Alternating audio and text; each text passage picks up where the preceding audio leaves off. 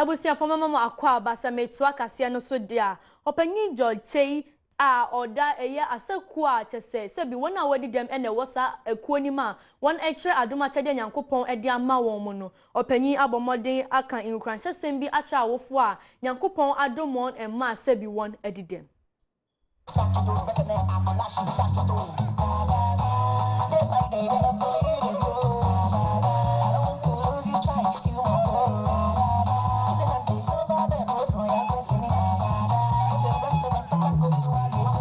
George Yauche eyo panyini bi a wono na wate unity dancers a saa ekuwe enipa asabi wonum edi dem na ewu mu a Adom achede Nyankopon edi adom wonum no wonum eda na di edigi amanfo eni opanyi kire mu se wadi dem a na nkire se yentimi emfa wunye bibia na ene enipa wonum edi dem bi ekokopie mu wo enkran a asa enipa yedi ye no sebe menum yenum pa yegina ye nan so enya de a yebetimi edi saa asa no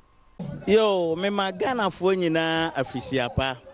na ewiase yesu sumbodi asumkwadu sabe obidi dem a na nkanye na wie ya no na ne ehunu se oman Ghana anase Africa obidi dem a ne yi ne totwene